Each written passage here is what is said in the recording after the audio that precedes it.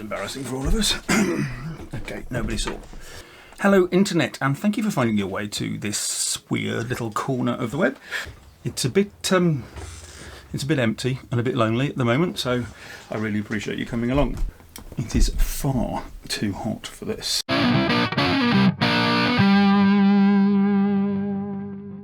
So we're here for why?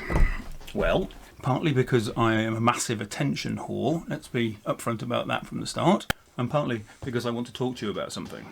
Don't know about you, but because pandemic, I've had a lot of time to think about stuff lately, and I couldn't help thinking about society and how we all get on together. Having a good think about stuff is always a good thing, and I will fight you. But in this case, it's not been so great, honestly.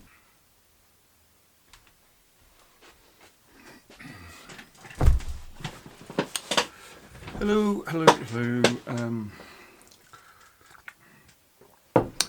Editing mock from the future here. Just need to redo the bit that I'd done before because it was messy and it didn't make a lot of sense. So, we were talking about thinking. Hello, puppy. You shouldn't be in here, should you really? We were talking about thinking. My wife says I overthink everything, and I'm sure she's right. I always have, because I've always got an opinion on something. And I will always tell you all about it, even though you don't want to hear it. I get very overexcited about things, very loud, very noisy, quite irritating. And I talk far too fast, can't help it, always have. And then, after I've done all that, I'll have an anxiety attack and far too much self-reflection and become all quiet and withdrawn and anxious. And then after that, I'll get sad for a while.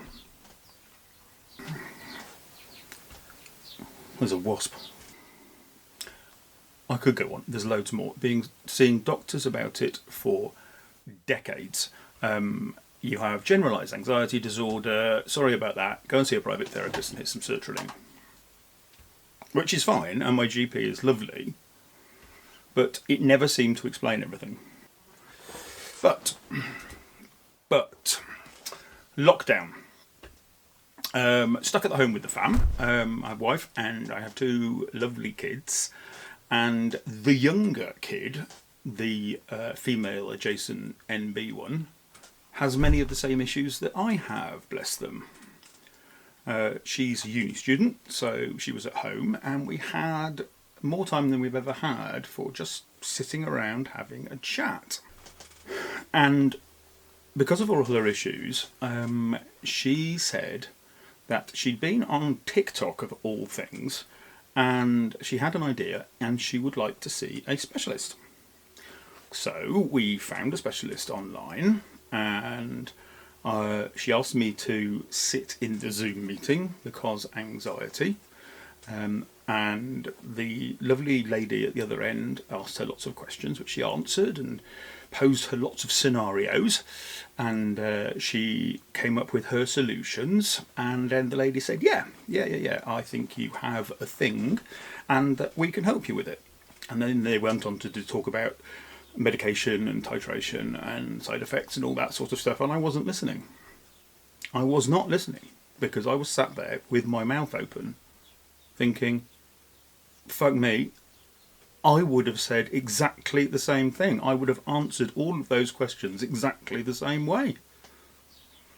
So when she got to the end of her chat, I stuck my head into the camera, into the view, and I said quietly, can I have a consultation as well, please? And I did. And I have. We have ADHD. Explains a lot, doesn't it? Brain didn't develop normally.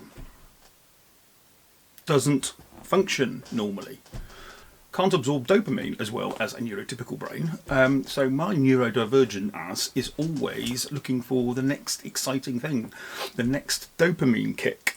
Everyone IRL that I've told about this is always like, yeah, duh.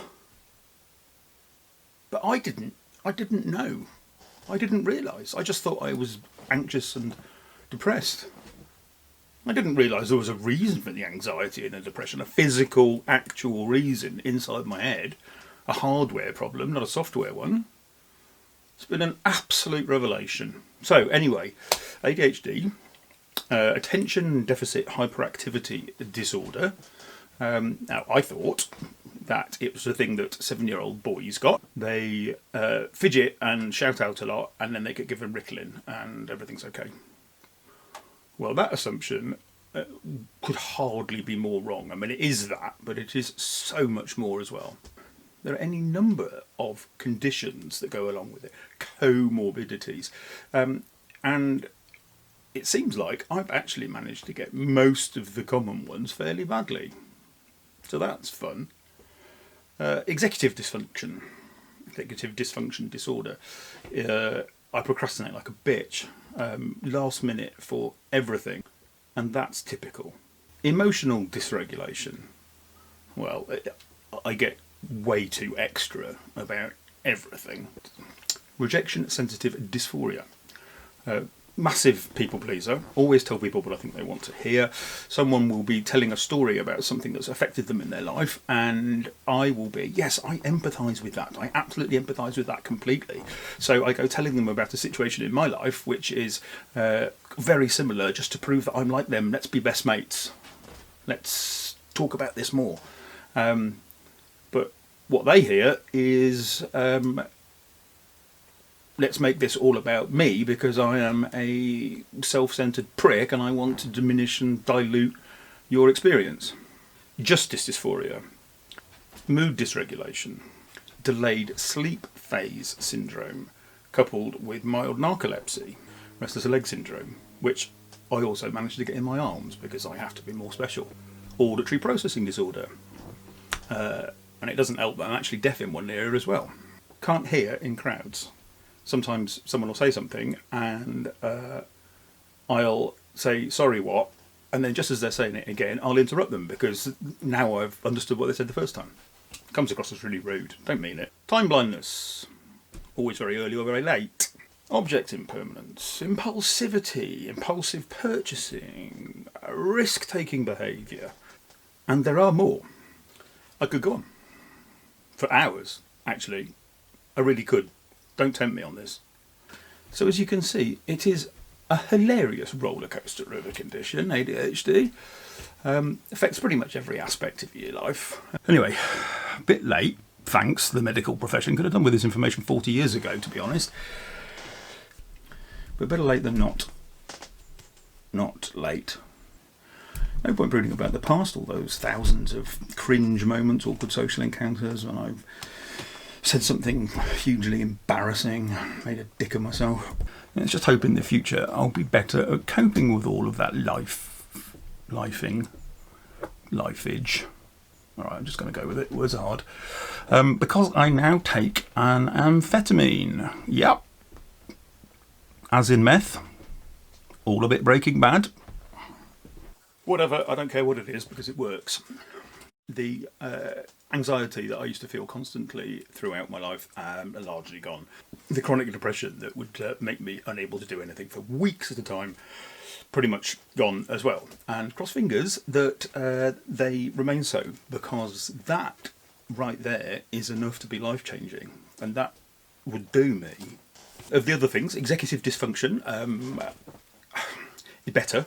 I'm still a messy twat, as I'm sure you can see from the background, but possibly because I'm less anxious, I do feel that I'm able to get up and get on with stuff. In fact, the very reason I'm talking to you is because my executive dysfunction is improved. Rejection sensitivity, mood and emotional balance problems, yeah, generally better, much more manageable, feel much more stable, less likely to go off on one.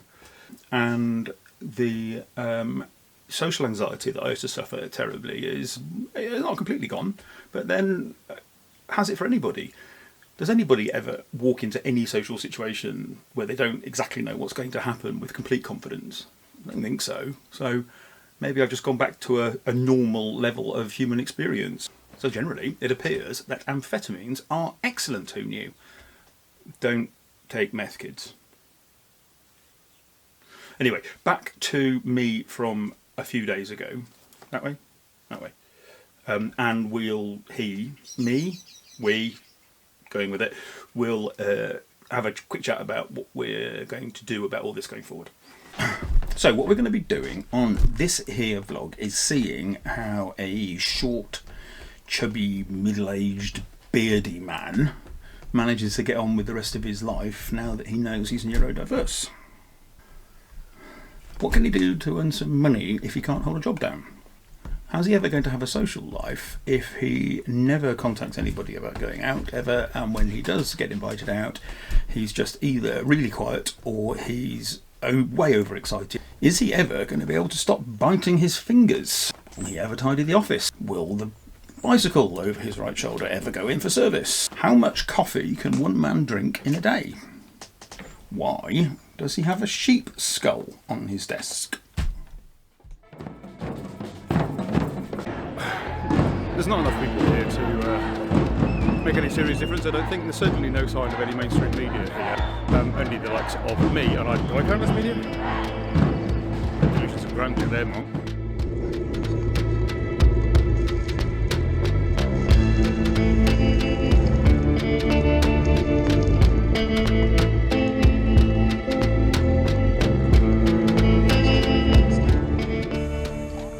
Content. Nailed it. No, you're welcome.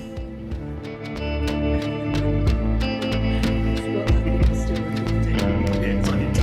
We have an Etsy shop. We have an Etsy shop. Up and running. Excellent. How exciting is that? Excellent. Thank you so much. It's a pleasure. On the Cleveland Way at the moment, that's the North Sea out there. The hill you can see in the background, the town you can see in the background is Robin Hood's Bay, where the coast to coast walk starts and finishes. Can you see that over there? Yeah, and you probably can. If we spin around that place at the top, they're all into the sun now. That place at the top of the hill over there is Ravenscar. Rip a load of salami into it. It's pretty good. Put all of your 5 a day in there. It's a completely lovely view. So I'll share that with you now.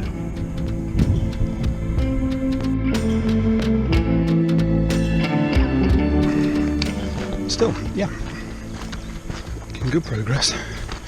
Some of it's in the shade. Been into Ravenscar this morning. Wandered along the Cleveland Park because I knew that there was a tea room. In fact, there are 2 tea rooms. Went into the first tea room. I'm such a lightweight, honestly. Carrying all this kit with me, and I've been to a tea room for 2 lattes and a BLT. I'm a terrible person.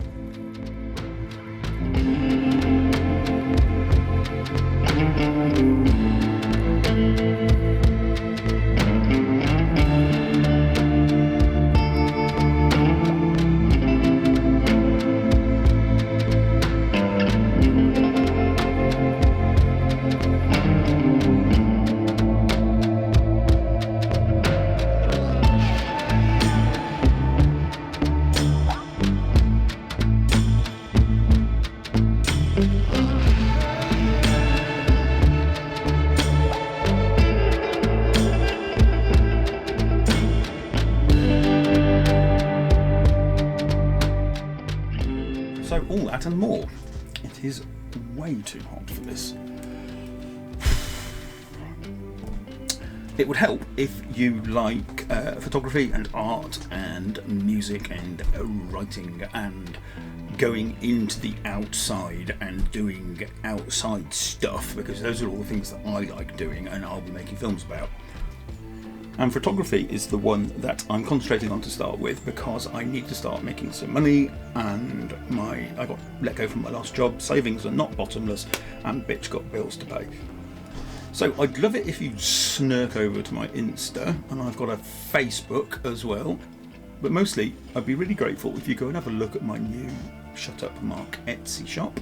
It's got a lot of arty photos on it, what I have took, that you can buy and keep. I'm expanding my range all the time, but at the moment it's bright, decorative, commercial stuff like sunsets and flowers. So, shit. I guess this is the official launch of Shut Up Mark Media. He has things to sell. So, sod it, let's have a big sale. I'll have a big sale.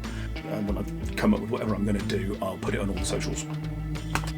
So tell your friends, tell your enemies, tell people you're completely ambivalent about. I don't know, I don't make the fucking rules. And while you're at it, with your sweaty little finger poking frantically at all those little heart-like buttons, it would really help me to get the channel going and hopefully reach out and help other people going through the same thing if you would just pop down there and hit the like button. And while you're at it, I would love it if you'd hit subscribe. Shit, go for your life and ring the notification bell as well, because then you'll get emailed every time I upload something. And if you want to really go mad and leave a comment, I will probably respond. Probably. Okay, that's it. It is far too fucking hot for this. Be nice to each other, wear sunscreen, eat your greens, I don't know, whatever.